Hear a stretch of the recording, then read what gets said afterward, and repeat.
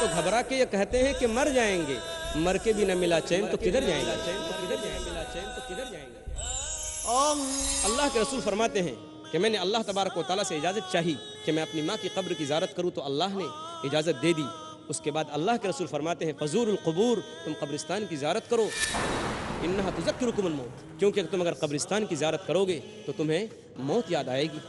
اے لوگوں، اس سے پہلے کہ تمہیں موت آ جائے اللہ کے راستے میں خرچ کرو، پھر اس وقت انسان پچھتائے، افسوس کرے کہ اے اللہ تو نے مجھ کو مہلت کیوں نہیں دی، مجھ کو چانس کیوں نہیں دیا، مجھ کو موقع کیوں نہیں دیا کہ میں تیرے راستے میں خرچ کر کے نیک بندوں میں شامل ہو جاتا۔ اللہم صلی علی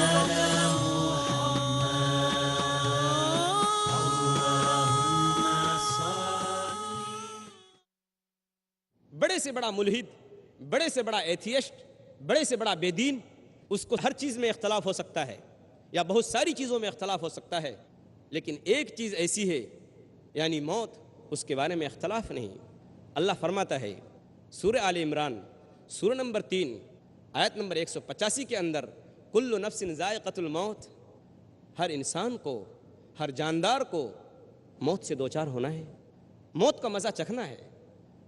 اور دوسری جگہ سورہ قصص سورہ نمبر 28 آیت نمبر 88 کے اندر اللہ تعالیٰ صاف صاف فرماتا ہے کل شیء ہالک الا وجہہ، اللہ کے علاوہ ہر چیز ہلاک ہونے والی ہے، فنا ہونے والی ہے اور ختم ہونے والی ہے۔ جس طریقے سے موت یقینی ہے، اسی طرح سے ہر شخص یہ بھی جانتا ہے کہ موت کے وقت کا کسی کو پتہ نہیں کہ کب موت آئے گی۔ سائنس ترقی کر گئی، انسان چاند پر پہنچ گیا، لیکن سائنس اور اس کی ایجادات اور اس کی ترقیات اور اس کے انوینشنز، یہ ساری چیزیں آج بھی بے بس ہیں اس بات کو بتانے سے کہ موت کا وقت بتا دے کہ موت کب آئے گی۔ کسی کو نہیں معلوم، آگاہ اپنی موت سے کوئی بشر نہیں، سامع ہے 100 برس کا پل کی خبر نہیں، کوئی نہیں بتا سکتا۔ جس طریقے سے موت یقینی ہے اور جس طریقے سے یہ بات یقینی ہے کہ موت کا کوئی وقت فکس نہیں ہے، کوئی وقت متعین نہیں ہے، میں آپ کو دعوت دیتا ہوں اس بات پر کہ آپ غور کیجئے، آخر ہم بھی تو مسلمان ہیں، آخر ہم بھی تو محمد صلی اللہ علیہ وسلم کے امتی ہیں، آخر ہم بھی تو قرآن کی دعوت کو اور قرآن کی دعوت کو عام کرنے کے لیے ایسے ایسے پروگراموں میں شریک ہوتے ہیں، آخر ہم بھی تو اللہ کے آخری رسول محمد صلی اللہ علیہ وسلم کے امتی ہیں۔ آپ سوچئے کہ جتنا موت کا وقت غیر یقینی ہے، فکس نہیں ہے، اتنے ہی ہم اور آپ اس موت سے غافل ہیں، بے خبر ہیں، اس کے بارے میں کوئی فکر نہیں کرتے۔ اللہ فرماتا ہے سورہ انبیاء سورہ نمبر 21 آیت نمبر 1 اقترب للناس حسابهم وهم فی غفلۃ معرضون، لوگوں کے حساب کا وقت قریب آ چکا ہے لیکن وہ بے خبری میں منہ پھیرے ہوئے ہیں۔ سنجیدگی سے سوچئے، صبح سویرے بستر پر اٹھنے کے بعد سے لے کر رات کو سونے کے لیے بستر پر جانے کے وقت تک کیا کیا خیالات آتے ہیں، تجارت کے، بزنس کے، دھندے کے، کاروبار کے، ملازمت کے، نوکری کے، بال بچوں کے اور دنیا کمانے کے۔ لیکن کتنی مرتبہ ہم یہ سوچتے ہیں کہ موت ہمارے سر پہ آ کھڑی ہے، موت ہمارا انتظار کر رہی ہے، موت ہمارا پیچھا کر رہی ہے۔ آپ کے اغل بغل میں، آپ کے پڑوس میں، آپ کے دوست، آپ کے بھائی، آپ کے رشتہ دار، ان کی جانیں جاتی ہیں، وہ موت کا مزہ چکھتے ہیں اور آپ ان کو کندھا دے کر قبرستان لے کر جاتے ہیں، لیکن تو بھی کتنی مرتبہ آپ یہ سوچتے ہیں کہ مجھے بھی ایک دن اپنے دوست کی طرح، اپنے بھائی کی طرح، اپنے رشتہ دار کی طرح موت کے گھاٹ اترنا ہے، اللہ کے سامنے حاضر ہونا ہے۔ موت کا پیغام ہم میں سے ہر ایک کے لیے یہ ہے یا صاحبی لا تغترر بتنعم، اے میرے دوست دنیا کی نعمتوں سے، عیش و آرام کی چیزوں سے دھوکے میں مت پڑنا، فریب میں مبتلا مت ہو جانا۔ یاد رکھو عمر ختم ہو رہی ہے اور ختم ہونے والی ہے اور یہ ساری نعمتیں تم سے چھن جانے والی ہیں۔ فَإِذَا حَمَلْتَ إِلَى الْقُبُورِ جَنَازَةً، اور جب تم اپنے کاندھے میں کسی جنازے کو لے کر جاؤ قبرستان کی طرف، فَعْلَمْ بِأَنَّكَ بَعْدَهَا مَحْمُولُ، تو یہ بات بھی تو سوچو، ایک دن تم بھی کسی کے کندھے پر رکھ کر اسی طریقے سے قبرستان لے کے جاؤ گے۔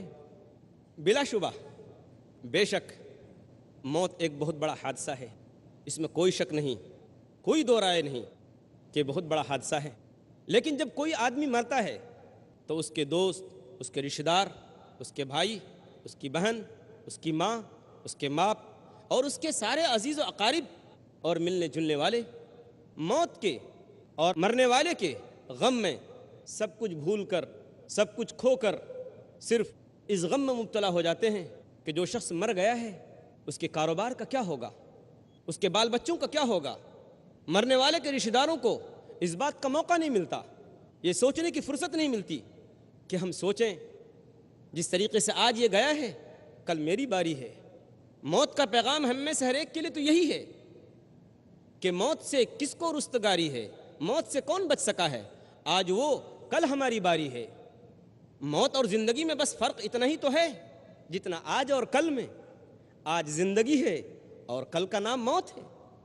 موت کا پیغام تو یہ ہے حضرت علی رضی اللہ تعالیٰ عنہ کی زبانی کہ ارتحلت الدنیا مدبرتاً وارتحلت الآخرت مقبلتاً، کہ اے لوگو دنیا نے منہ پھیر لیا اور آخرت اور موت ہمارے سامنے کھڑی ہے۔ وَلِكُلِّ وَاحِدَةٍ مِّنْهُمَا بَنُونَ، اور ان میں سے ہر ایک کے چاہنے والے ہیں۔ فَكُونُوا مِنْ أَبْنَاءِ الْآخِرَةِ، لہذا اے لوگو آخرت کے بندے بنو، آخرت کے چاہنے والے بنو، دنیا دار مت بنو، دنیا کے چاہنے والے مت بنو۔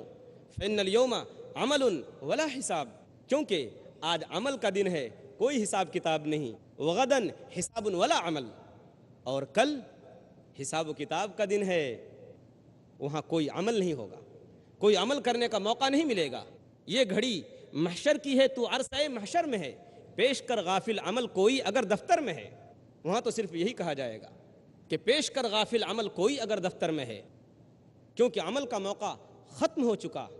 تم نے جو کچھ کیا تھا وہ دنیا میں، اب اس کا حساب و کتاب ہوگا اور اس کے مطابق تم کو جزا یا سزا ملنے والی ہے۔ موت کا فرشتہ ہمارے سامنے کھڑا رہتا ہے، ہمارا پیچھا کرتا رہتا ہے۔ آپ جانتے ہیں کتنے ہٹے کٹے لوگ، تندرست لوگ، صحت مند لوگ رات کو بستروں پر آرام کے ساتھ سوتے ہیں اور صبح ہونے کی مہلت نہیں ملتی اور ان کا جنازہ نکل رہا ہوتا ہے۔ کتنے سارے لوگ اپنے کاروبار میں، اپنی تجارت میں، اپنے بزنس میں، اپنی ملازمت میں مشغول رہتے ہیں اور موت کا فرشتہ اپنے پنجے سے اس کو پکڑ لیتا ہے، ہارٹ اٹیک آتا ہے، دل کا دورہ پڑتا ہے اور اس کی جان نکل جاتی ہے۔ لہذا ہر مسلمان کو چاہیے کہ بالکل اسی طریقے سے اس زندگی کو اور اس دنیا کو اہمیت دے، وہی اہمیت دے جو اہمیت اللہ کے رسول صلی اللہ علیہ وسلم نے دی ہے۔ اللہ کے رسول فرماتے ہیں، ابن عمر رضی اللہ تعالیٰ عنہ اس حدیث کے راوی ہیں، بخاری کی حدیث ہے، صحیح بخاری کتاب الرقاق، کتاب نمبر 81، باب نمبر 1، حدیث نمبر 6214، نبی اکرم صلی اللہ علیہ وسلم نے فرمایا، کن فی الدنیا کأنک غریب، اے مسلمانوں دنیا میں اس طریقے سے رہو جس طریقے سے ایک مسافر رہتا ہے یا ایک پردیسی رہتا ہے۔ اور ابن عمر کہتے تھے کہ اذا امسیت فلا تنتظر الصباح واذا اصبحت فلا تنتظر المساء وخذ من صحتک لمرضک ومن حیاتک لموتک، کہ لوگو جب تم شام کر لو تو صبح ہونے کا انتظار مت کرو، اور جب صبح کر لو، صبح ہو جائے تو شام ہونے کا انتظار مت کرو۔ آج ہم دنیا میں اتنا کھو گئے، دنیا کی روزی کمانے میں، اپنے بال بچوں کی فکر میں اتنا کھو گئے کہ ہم روزی دینے والے کو اور اپنے رب اور معبود کو بھول گئے، خدا کو بھول گئے لوگ فکر روزی میں۔ خیال رزق ہے، رزاق کا خیال نہیں۔ یہ کیسی بات ہے؟ جو روزی دینے والا ہے، جو ہم کو سب کچھ دینے والا ہے، ہم اس کو تو بھول گئے اور ہم لگ گئے کہ ہم کو کس طریقے سے 2 روٹی نصیب ہو جائے، لیکن معلوم نہیں کہ وہ 2 روٹی دینے والا کون ہے۔ جو حدیث میں نے پڑھی بخاری کی 6214، اس حدیث میں آگے اللہ کے رسول صلی اللہ علیہ وسلم نے فرمایا کہ وَخُذْ مِنْ صِحَّتِكَ لِمَرَضِكَ وَمِنْ حَيَاتِكَ لِمَوْتِكَ، کہ اے مسلمانوں اپنی تندرستی کے زمانے میں اللہ کو یاد کرو بیماری آنے سے پہلے، اور اپنی زندگی کو غنیمت سمجھو، اپنی زندگی سے فائدہ اٹھاؤ موت آنے سے پہلے۔ ایک اور دوسری حدیث صحیح بخاری کتاب الرقاق، کتاب نمبر 81، حدیث نمبر 6212، اس میں اللہ کے رسول صلی اللہ علیہ وسلم نے فرمایا کہ نعمتان مغبون فیہما کثیر من الناس الصحت والفراغ، کہ دو نعمتیں انسانوں کو ایسی ملی ہوئی ہیں، دو نعمتیں ایسی ملی ہوئی ہیں کہ ان دو نعمتوں کے بارے میں انسان اکثر و بیشتر دھوکہ کھا جاتا ہے، غلطی کر بیٹھتا ہے۔ ایک تو ہے تندرستی کی نعمت اور ایک ہے فراغت کی نعمت، یعنی جب اس کے پاس ٹائم بچا رہے، وقت بچا رہے۔ اللہم صلی احادیث رسول اللہ صلی اللہ علیہ وسلم اسلام کی پاکیزہ تعلیمات کا سرچشمہ ہے۔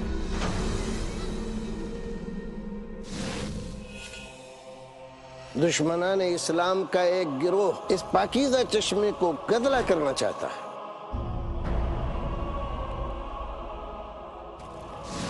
اس باطل گروہ کی نقاب کشائی کے لیے دیکھیے ہمارا پروگرام انکار حدیث ایک باطل تحریک، شیخ رضا اللہ عبدالکریم مدنی کے ساتھ، صرف پیس ٹی وی اردو پر۔ اللہم صلی علی محمد، اللہم بارک علی محمد۔ جانیے کیا ہوگا ان کا انجام جو کر رہے ہیں قرآن و حدیث کے معاملات میں اپنی ذاتی رائے کو شریک۔ انکار حدیث ایک باطل تحریک، ہر بدھ رات 8:30 بجے اور دوبارہ دوپہر 12:30 بجے انڈیا میں پیس ٹی وی اردو پر۔ اللہم صلی علی محمد۔ Marriage or What's divorce, Islamic ruling? husband needs to give divorce, solution or problem, joint family system. heaven or hell, Big fat Indians have become the norm. you choose. Beauty, wealth, family status, virtue. Decide what you want. Decide your choice. Be sad or be happy. It's your choice. Join Dr. Zakir Naik in Better Half or Bitter Half. اگلا programme پیس T V Urdu پر۔ اللہم صلی۔ آپ سوچئے، کیا ہم اپنی صحت کا خیال کرتے ہیں؟ کیا ہم اپنی تندرستی کا خیال کرتے ہیں؟ کیا اللہ تبارک و تعالیٰ نے جو ہم کو زندگی دی ہے اس سے فائدہ اٹھا کر ہم اللہ کو یاد کرتے ہیں؟ ہم کو کیا کرنا چاہیے؟ اللہ کے رسول نے فرمایا، مستدرک حاکم کتاب الرقاق کتاب نمبر 44 حدیث نمبر 7846، اس میں اللہ کے رسول صلی اللہ علیہ وسلم نے ایک آدمی کو نصیحت کرتے ہوئے فرمایا، اغتنم خمسا قبل خمس، کہ اے مسلمان دیکھ، 5 چیزوں سے پہلے غنیمت سمجھو، 5 چیزوں سے فائدہ اٹھا لو، 5 چیزیں آنے سے پہلے۔ شبابک قبل حرمک، جوانی سے فائدہ اٹھا لو، اس جوانی کو اللہ کی عبادت میں صرف کرو۔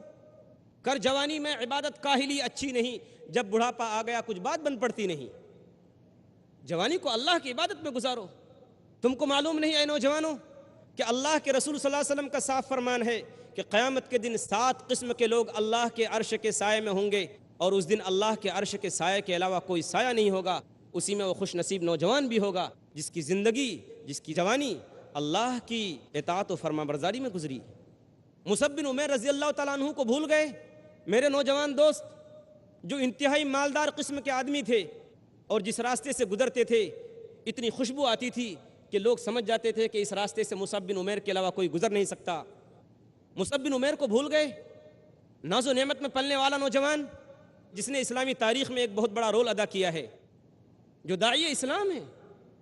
تو اللہ کے رسول فرماتے ہیں کہ اغتنم خمسا قبل خمس، جوانی کو بڑھاپا آنے سے پہلے غنیمت سمجھو، یعنی جوانی کی زندگی کو اللہ کی عبادت میں گزارو، اللہ کی فرما برداری میں گزارو، محمد صلی اللہ علیہ وسلم کی اطاعت و فرما برداری میں گزارو بڑھاپا آنے سے پہلے۔ شبابک قبل حرمک وصحتک قبل سقمک، اور اپنی تندرستی کو بیماری آنے سے پہلے غنیمت سمجھو، اس سے فائدہ اٹھا لو۔ غالب کا ایک شعر ہے، پڑھنا نہیں چاہتا تھا، بہت سارے میں نے اشعار پڑھ دیے۔ غالب کا ایک شعر ہے کہ تنگ دستی اگرچہ ہو غالب، تندرستی 1000 نعمت ہے۔ کہ اگر ہم فقر و فاقے میں مبتلا رہے تو کوئی بات نہیں، لیکن اگر تندرستی ہے، بازو میں قوت اور طاقت ہے تو یہ بہت بڑی دولت ہے۔ اپنی تندرستی کو بیماری آنے سے پہلے غنیمت سمجھو، اس تندرستی کو، زندگی کو اللہ کے عبادت و اطاعت میں گزارو۔ وَفَرَاغَكَ قَبْلَ شُغْلِكَ، اور جو تم کو وقت ملا ہوا ہے، خالی وقت، اس کو غنیمت سمجھو اس وقت کے آنے سے پہلے جب تم بزی ہو جاؤ، جب تم مشغول اور مصروف ہو جاؤ۔ اور مالداری کو غنیمت سمجھو، اس سے فائدہ اٹھاؤ غریبی آنے سے پہلے۔ وَحَيَاتَكَ قَبْلَ مَوْتِكَ، اور اپنی زندگی کو غنیمت سمجھو موت آنے سے پہلے۔ ہم نے موت کی کیا تیاری کر رکھی ہے؟ کچھ بھی تو نہیں، جبکہ موت کو یاد کرنا مستحب ہے، پسندیدہ ہے۔ اللہ کے رسول صلی اللہ علیہ وسلم کیا فرماتے ہیں؟ سنن ترمذی کتاب الزہد، کتاب نمبر 34، حدیث نمبر 2307، اللہ کے رسول فرماتے ہیں کہ اکثروا ذکر حازم اللذات یعنی الموت، کہ اے لوگو لذتوں کو مٹانے والی، لذتوں کو ختم کرنے والی چیز موت کو زیادہ سے زیادہ یاد کرو۔ اسی لیے اللہ کے رسول صلی اللہ علیہ وسلم نے فرمایا عقل مند وہ ہے، سمجھ بوجھ والا وہ شخص ہے جو زیادہ سے زیادہ موت کو یاد کرے۔ عبداللہ بن عمر رضی اللہ تعالیٰ عنہ ایک صحابی ہیں، وہ کہتے ہیں کہ اللہ کے رسول صلی اللہ علیہ وسلم کے پاس ایک شخص آیا، اس نے آپ صلی اللہ علیہ وسلم کو سلام کیا اور اس نے پوچھا اے اللہ کے رسول صلی اللہ علیہ وسلم ای المؤمنین افضل، آپ یہ بتائیے کہ مسلمانوں میں سب سے اچھا، سب سے بہتر، سب سے افضل مسلمان کون ہے؟ آپ صلی اللہ علیہ وسلم نے فرمایا احسنہم خلقاً، کہ جس کے اخلاق اچھے ہوں، جس کا کیریکٹر اچھا ہو، جس کی عادتیں اچھی ہوں، جو بہت بہترین خوبیوں کا مالک ہو۔ صحابی نے سوال کیا اے اللہ کے رسول صلی اللہ علیہ وسلم ای المؤمنین اقیس، اے اللہ کے رسول صلی اللہ علیہ وسلم سب سے عقلمند مومن کون ہے؟ آج عقلمند آدمی اس کو سمجھا جاتا ہے جو دوسروں کو بیوقوف بنا کر اس کے پیسے کو اینٹھ لے، یا اس کی زمین ہڑپ کر لے، یا اس کو بیوقوف بنائے۔ اللہ کے رسول صلی اللہ علیہ وسلم نے فرمایا میری امت میں عقلمند آدمی وہ ہے کہ اکثرہم للموت ذکراً واحسنہم لما بعدہ استعداداً، جو زیادہ سے زیادہ موت کو یاد کرے اور موت کے بعد آنے والے وقت کی تیاری کرے، وہ ہماری امت میں سب سے زیادہ بہتر، سب سے اچھا، سب سے عقلمند، سب سے دانا، سب سے سمجھ بوجھ رکھنے والا ہے۔ موت آئے گی، چاہے آدمی کتنا اپنے آپ کو بچائے۔ اللہ نے صاف صاف فرما دیا ہے سورہ جمعہ سورہ نمبر 62 آیت نمبر 8 کے اندر، قل ان الموت الذی تفرون منہ فانہ ملاقیکم، کہ آپ کہہ دیجئے کہ بے شک جس موت سے تم بھاگتے ہو، اپنے آپ کو بچاتے ہو، وہ موت تم کو آ کر رہے گی۔ سورہ نساء سورہ نمبر 4 آیت نمبر 78 کے اندر اللہ تبارک و تعالیٰ نے کھول کھول کر بیان کر دیا ہے اینما تکونوا یدرککم الموت ولو کنتم فی بروج مشیدہ، کہ تم کہیں بھی چلے جاؤ، چاہے مضبوط قلعوں میں بند ہو جاؤ، لوہے کے صندوق میں بند ہو جاؤ، لوہے کے باکس میں بند ہو جاؤ، موت تم کو آ کر رہے گی۔ موت سے کسی کو چھٹکارا نہیں، ہر ایک کو موت کا گھونٹ پینا ہے، لیکن ہم آج اسی سے غافل ہیں۔ آج اگر ہم مسلمانوں سے کہتے ہیں کہ آخرت کے لیے تیاری کرو، نوجوانوں سے کہتے ہیں کہ آخرت کی تیاری کرو، موت کی تیاری کرو، وہ کہتے ہیں کہ عمل تو ہم بعد میں کریں گے، ابھی تو ہم جوان ہیں۔ اللہ کے رسول نے کیا فرمایا؟ صحیح بخاری حدیث نمبر 6420 کے اندر، میں جلدی خالی حوالے دے کر اپنی بات کو آگے بڑھاتا ہوں کہ لا یزال قلب الکبیر شابا فی اثنتین فی حب الدنیا و طول الامل، کہ جتنا زیادہ آدمی بڑا ہوتا جاتا ہے، عمر زیادہ ہوتی جاتی ہے، اس کی خواہشیں، اس کی تمنائیں، اس کی آرزویں، اس کی چاہتیں بڑھتی جاتی ہیں۔ آدمی جتنا بوڑھا ہوتا جاتا ہے اس کا دل جوان ہوتا جاتا ہے۔ کس چیز کے لیے؟ دو چیزوں کے لیے، ایک تو دنیا کی محبت اور لمبی لمبی آرزویں، لمبے لمبے منصوبے، بڑی بڑی پلاننگیں۔ کیا آپ کو اللہ کے رسول صلی اللہ علیہ وسلم کی وہ حدیث نہیں معلوم جس میں اللہ کے رسول نے فرمایا ہے لا تتخذوا الضیعہ فترغبوا فی الدنیا؟ سنن ترمذی کی روایت ہے کہ لوگوں جائیدادیں نہ بناؤ ورنہ تمہاری دلچسپی اسی میں بڑھ جائے گی اور تم آخرت کو بھول جاؤ گے، موت کو بھول جاؤ گے، موت کے بعد آنے والی زندگی کو بھول جاؤ گے۔ منع فرمایا اللہ کے رسول نے۔ اس کا مطلب یہ نہیں ہے کہ کاروبار کرنا، جائیداد اختیار کرنا، زمینیں خریدنا یہ ناجائز ہے، نہیں۔ مطلب یہ ہے کہ اسی کو سب کچھ اپنا مقصد نہ بنا لو۔ اگر تم نے اس کو ہی اپنا مقصد بنا لیا تو اپنے اصل مقصد کو بھول جاؤ گے۔ یاد کیجئے عین اس وقت جب پورا ملک عرب محمد صلی اللہ علیہ وسلم کی مٹھی میں ہے اور خزانوں کے خزانے اونٹوں پر لدے ہوئے مدینہ طیبہ میں حاضر ہو رہے ہیں، آپ صلی اللہ علیہ وسلم کے گھر میں فاقے کی تیاری ہو رہی ہے، عین اس وقت جب پورا عرب آپ کے ایک اشارے کا انتظار کرتا ہے کہ محمد صلی اللہ علیہ وسلم جس چیز کا اشارہ کریں ہم اپنی جانوں کا نذرانہ پیش کریں گے۔ آپ صلی اللہ علیہ وسلم کے پاس حضرت عمر حاضر ہوتے ہیں۔ آپ صلی اللہ علیہ وسلم ایک ٹوٹی ہوئی چارپائی پر آرام فرما رہے ہوتے ہیں۔ آپ کے سر کے نیچے جو تکیہ ہے وہ کھجور کے پتوں کا ہے۔ آپ صلی اللہ علیہ وسلم ایک بستر پر لیٹے ہوئے ہیں، خالی بدن ہے۔ گھر کے ایک کونے میں ایک برتن کے اندر ایک مٹھی جو رکھا ہوا ہے، دوسری طرف ایک کونے میں ایک برتن میں تھوڑا سا پانی رکھا ہوا ہے۔ حضرت عمر رضی اللہ تعالیٰ عنہ جیسا آدمی یہ منظر دیکھتا ہے اور روتا ہے۔ اللہ کے رسول پوچھتے ہیں ما یبکیک، اے عمر رونے کی بات کیا ہے، تم روتے کیوں ہو؟ حضرت عمر فرماتے ہیں اے اللہ کے رسول ان قسرا و قیصر فیما ہما فی وانت رسول اللہ، اے اللہ کے رسول اس سے زیادہ رونے کا اور کون موقع ہو سکتا ہے کہ روم و ایران کے بادشاہ جو ظالم و جابر لوگ ہیں، جو اللہ کو نہیں مانتے، اللہ کی بندگی نہیں کرتے، جو فاسق و فاجر لوگ ہیں، وہ دنیا کے باغ و بہار کے مزے لوٹ رہے ہیں، ہر طرح کی راحتیں ان کو میسر ہیں، اور آپ اللہ کے آخری رسول ہو کر اس حالت میں ہیں۔ اللہ کے رسول نے کیا جواب دیا؟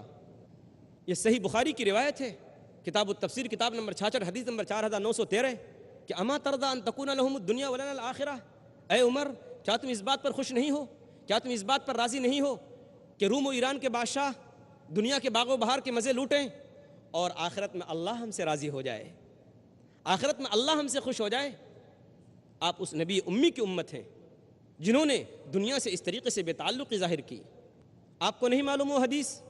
سنن ابو داؤد کتاب الملاحم کتاب نمبر 36 حدیث نمبر 4297 نبی اکرم صلی اللہ علیہ وسلم نے فرمایا کہ یوشک الامم ان تداعى علیکم کما تداعى الاکلۃ الی قصعتها، کہ ایک زمانہ آئے گا کہ ساری قومیں، یہودی، کرسچن، نان مسلم، جتنے بھی لوگ ہیں، پوری دنیا کے لوگ وہ تمہارے خلاف ہو جائیں گے۔ جس طریقے سے کھانے پر بھوکے لوگوں کو بلایا جاتا ہے وہ تمہارے خلاف ویسے ہی پل پڑیں گے۔ فقال قائل ومن قلۃ نحن یومئذ، ایک صاحب نے کہا اے اللہ کے رسول صلی اللہ علیہ وسلم کیا اس وقت ہماری تعداد کم ہوگی، کیا ہم تعداد میں تھوڑے ہوں گے؟ اللہ کے رسول نے فرمایا نہیں، بل انتم کثیر، تمہاری تعداد بہت زیادہ ہوگی۔ 125 کروڑ مسلمان اس دنیا میں بستے ہیں، بل انتم کثیر، تمہاری تعداد بہت زیادہ ہوگی، ولکنکم غثاء، ان کا غصہ السیل، لیکن تمہاری حیثیت سمندر کے اوپر جو جھاگ ہے اس کی ہو جائے گی۔ وَلَيَنزِعَنَّ اللَّهُ مِن صُدُورِ عَدُوِّكُمُ الْمَحَابَّةَ مِنكُمْ، اور اللہ تعالیٰ ایسا بھی کرے گا تمہارے دشمنوں کے دلوں سے تمہارا رعب و دبدبہ